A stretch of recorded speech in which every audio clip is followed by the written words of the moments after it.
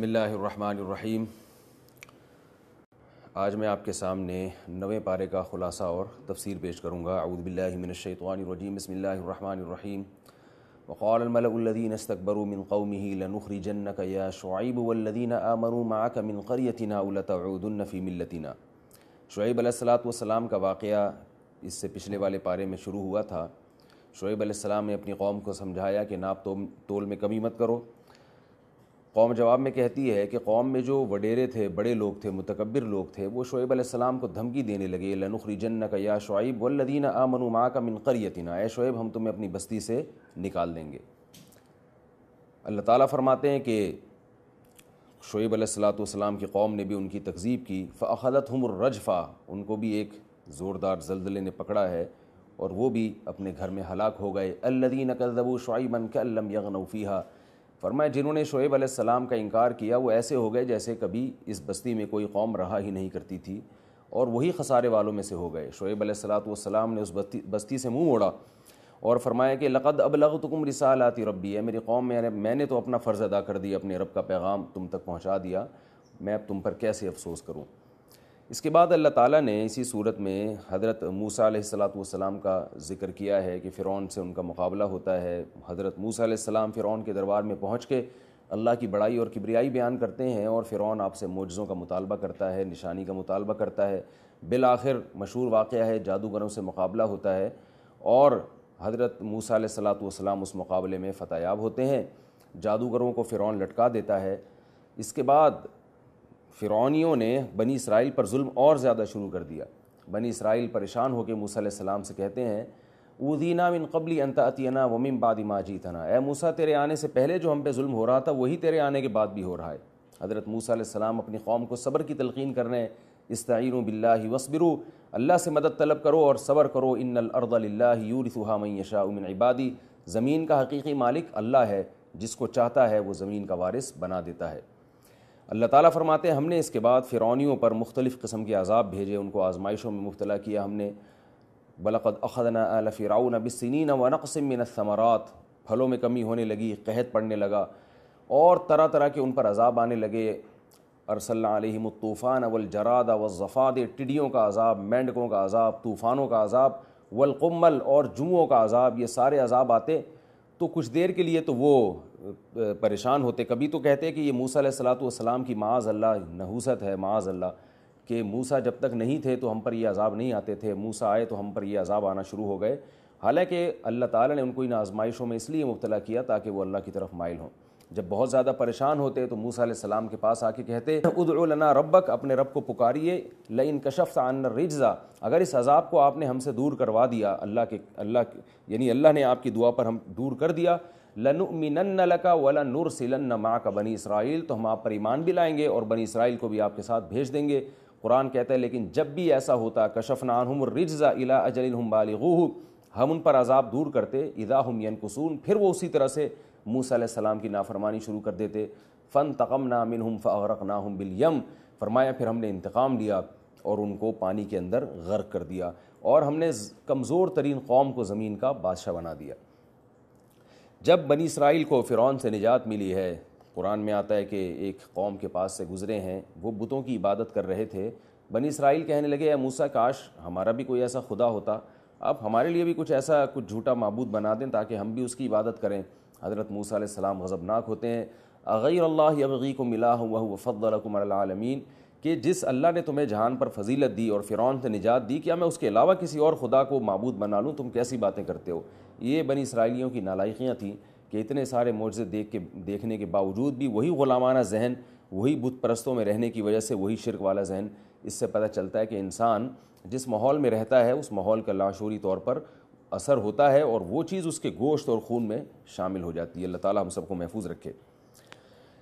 اسی میں ہے کہ حضرت موسیٰ علیہ السلام اللہ تعالیٰ سے ہم کلام ہونے کے لیے کوہ طور پر گئے ہیں۔ حضرت موسیٰ علیہ السلام اللہ کے کلام کی چاشنی کو جان چکے تھے، سن چکے تھے، تو ان کو خیال گزرا کہ جس ذات کے کلام میں اتنی لذت ہے اس کے دیدار میں کیسی لذت ہوگی۔ اللہ سے دعا کرتے ہیں ارینی انظر الیک، اے اللہ تو اپنا جلوہ مجھے دکھا، میں تجھے دیکھنا چاہتا ہوں۔ اللہ نے فرمایا کہ لن ترانی، ہے موسیٰ تو مجھے نہیں دیکھ سکتا، لیکن اللہ تعالیٰ جانتے تھے کہ موسیٰ علیہ السلام پر جو کیفیات ہیں وہ معذور ہیں ان کیفیات سے۔ اللہ تعالیٰ جانتے تھے کہ موسیٰ علیہ السلام پر جو کیفیات ہیں، حضرت موسیٰ علیہ السلام معذور ہیں، اس مقام پہ پہنچ چکے ہیں، لہذا اللہ نے فرمایا کہ انظر الی الجبل، آپ اس پہاڑ کو دیکھیے، فإن استقر مکانہ فسوف ترانی، میں تھوڑی سی تجلی کروں گا اس پہاڑ پر، اگر یہ برداشت کر گیا تو شاید آپ بھی برداشت کر جائیں۔ فلما تجلی ربہ للجبل جعلہ دکا، فرمایا اللہ تعالیٰ نے ذرا سی تجلی کی ہے پہاڑ کے اوپر، پہاڑ ٹوٹ ٹوٹ کے ریزہ ریزہ ہو گیا۔ وخر موسیٰ صعقا، حضرت موسیٰ بے ہوش ہو کر گر جاتے ہیں۔ جب ہوش میں آتے ہیں قال سبحانک، اے اللہ تو ہر عیب سے پاک ہے، دنیا کی آنکھوں میں کوئی تیرا دیدار، دنیا کی آنکھوں سے کوئی تیرا دیدار نہیں کر سکتا، تبت الیک، میں تجھ سے توبہ کرتا ہوں۔ پھر اللہ نے حضرت موسیٰ علیہ السلام کو تورات دی اور فرمایا کہ انی اصطفیتک علی الناس برسالتی و بکلامی، اے موسیٰ میں نے تجھے سارے لوگوں میں منتخب کیا ہے اپنی رسالت اور تجھ سے ہم کلام ہونے کے لیے، لہذا خذ ما آتیتک، جو کتاب میں تجھے دے رہا ہوں وہ خود بھی تھام لے، وامر قومک یاخذوا باحسنھا، اور قوم سے بھی کہہ دیں جا کے کہ اس کو بہت عمدہ طریقے سے تھامیں اور اس کے جو احکامات ہیں ان پر اچھی طریقے سے عمل کریں۔ اللہ تعالیٰ نے بنی اسرائیل کی ایک نالائقی اس میں اور بھی ذکر کی ہے کہ واسألہم عن القریۃ التی کانت حاضرۃ البحر، فرمایا کہ ہم نے ہفتے کے دن ان پر مچھلی کے شکار کو حرام کیا تھا، مگر یہ ہفتے کے دن جال لگا کے بیٹھ جاتے اور شکار کرتے۔ اللہ تعالیٰ فرماتے ہیں ان میں سے جو لوگ نافرمان تھے، جو نہی علی المنکر میں لگے رہے، ہم نے ان کو تو بچا لیا، جو نافرمان تھے قلنا لہم کونوا قردۃ خاسئین، ہم نے ان کی شکلوں کو بندروں کی شکل میں تبدیل کر دیا۔ اسی صورت میں اللہ تعالیٰ نے اپنے حبیب صلی اللہ علیہ وسلم کو یہ حکم دیا کہ آپ اعلان کر دیں، یا ایھا الناس انی رسول اللہ الیکم جمیعا، اے لوگوں میں ساری دنیا کے سارے انسانوں کی طرف نبی بنا کر بھیجا گیا ہوں۔ آپ صلی اللہ علیہ وسلم سے پہلے جتنے بھی پیغمبر آئے وہ ایک مخصوص قوم کے لیے اور مخصوص زمانے تک کے لیے تھے، محمد صلی اللہ علیہ وسلم ساری دنیا کے سارے انسانوں کی طرف اور قیامت تک کے لیے نبی ہیں، اس بات کا اعلان بھی اس صورت میں کیا گیا ہے۔ اسی میں اللہ تعالیٰ نے آدم علیہ السلام کی پیدائش سے پہلے عالم ارواح میں انسانوں کا ایک اجتماع ہوا تھا، جو آدم علیہ السلام کی پشت سے تمام روحوں کو نکالا گیا، اس کا بھی تذکرہ کیا گیا اور ان تمام روحوں سے ایک عہد لیا گیا، الست بربکم، کیا میں تمہارا رب نہیں ہوں؟ قالوا بلا، سب نے بیک زبان ہو کر کہا کہ کیوں نہیں۔ یہ عالم ارواح میں ہوا تھا، ہم میں سے کسی کو بھی یاد نہیں ہے کیونکہ ہم اس وقت پیدا نہیں ہوئے تھے۔ روحوں کا اجتماع ہوا اور ان سے اللہ نے یہ معاہدہ لیا۔ علماء نے اور مفسرین نے لکھا ہے کہ اس معاہدے کا اثر یہ ہوا کہ یہ چیز انسان کی فطرت میں شامل ہے کہ وہ رب کو پہچانتا ہے اور رب سے محبت کرتا ہے، یعنی انسان کے خمیر میں یہ بات ازل سے ڈال دی گئی ہے کہ اس سے جب رب کے بارے میں سوال ہوگا تو اس کی فطرت فوراً رب کی گواہی دے گی۔ ہاں زمانے کی وجہ سے، شیطان کے بہکاوے کی وجہ سے وہ رب کا انکار کر دے یا رب سے محبت نہ کرے تو یہ ایک الگ بات ہے، لیکن انسان کی فطرت میں بلا کا لفظ داخل ہے کہ جیسے ہی اس سے پوچھا جائے گا کہ کون ہے تمہارا رب، کیا اللہ تمہارا رب نہیں ہے، تو بلا وہ کہیں گے کہ نہیں رب ہے، شہیدنا، ہم سب گواہ ہیں۔ تو یہ اللہ تعالیٰ نے انسانوں سے معاہدہ لیا ہے، اور اس معاہدے کے اثرات کیا ہیں کہ انسان کی جبلت اور فطرت میں رب کی پہچان اور اس کی توحید ڈال دی گئی ہے۔ مشرکین آپ صلی اللہ علیہ وسلم سے بار بار قیامت کے بارے میں پوچھا کرتے تھے، اس صورت میں یہ بھی بتایا گیا کہ ان کو کہہ دیجیے علمھا عند ربی، قیامت کا علم میرے رب کے پاس ہے، میں کوئی عالم الغیب نہیں ہوں۔ وَلَوْ كُنْتُ أَعْلَمُ الْغَيْبَ لَاسْتَكْثَرْتُ مِنَ الْخَيْرِ، اگر میرے پاس غیب کا علم ہوتا تو میں خیریں ہی خیریں جمع کر لیتا، وَمَا مَسَّنِيَ سُوءٌ، مجھے کبھی کوئی تکلیف نہ پہنچتی۔ ظاہر ہے انسان کو نہیں پتا کہ کل میرے ساتھ کیا ہونے والا ہے، وہ ایک چیز کو سامنے رکھ کر فیصلے کرتا ہے، ان فیصلوں میں غلطی ہوتی ہے اور اس کو نقصان پہنچتا ہے۔ اگر کسی کو ہر چیز کا علم ہو تو اس کے فیصلوں میں کبھی غلطی نہ ہو، تو آپ صلی اللہ علیہ وسلم کو حکم دیا گیا کہ آپ بتائیں کہ میں غیب کا علم، اگر یہ ہر غیب سے مراد ہر چیز کا علم اگر میں رکھتا تو مجھے کبھی کوئی پریشانی نہ ہوتی۔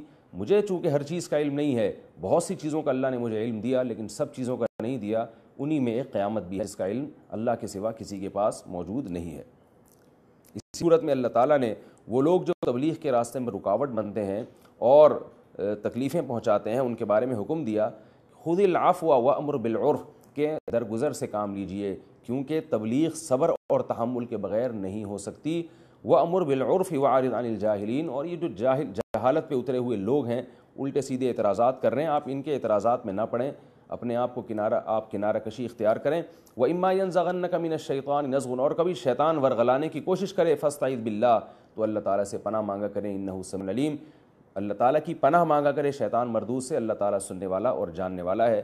اور پھر اللہ نے بتایا کہ جو نیک لوگ ہیں، متقی لوگ ہیں، ان سے اگر کبھی خطا ہوتی ہے تو فوراً ان کو اللہ کی یاد آتی ہے اور وہ اپنی خطاؤں سے توبہ کرتے ہیں۔ یعنی بتا دیا گیا کہ تم تبلیغ کے مشن میں لگے رہو، کبھی تم سے بد اخلاقی ہو جائے تو مایوس نہ ہو، بلکہ توبہ کا دروازہ کھلا ہوا ہے۔ اور پھر اسی صورت میں حکم یہ بھی دیا گیا اذا قرئ القرآن فاستمعوا له وانصتوا۔ سورہ اعراف کا آخر کو ہے کہ جب قرآن مجید کی تلاوت ہو تو اسے خاموشی سے غور سے سنو اور خاموش رہو لعلکم ترحمون، تاکہ تم رحم کیا جائے۔ یہ قرآن مجید کا ادب ہے۔ اس کے بعد سورہ انفال شروع ہوتی ہے۔ انفال عربی میں نفل کی جمع ہے۔ نفل کسی بھی اضافی چیز کو کہتے ہیں، یہاں مال غنیمت مراد ہے۔ صحابہ کرام پوچھتے تھے کہ مال غنیمت کے کیا احکام ہیں، تو اس صورت میں مال غنیمت کے بارے میں بتایا گیا۔ ابتدائی صورت میں مومنین کے حق کی صفات بیان کی گئیں۔ انما المؤمنون الذین اذا ذکر اللہ وجلت قلوبہم، فرمایا ہی مومن وہ ہیں کہ جب اللہ کا ذکر کیا جاتا ہے ان کے دل جاتے ہیں۔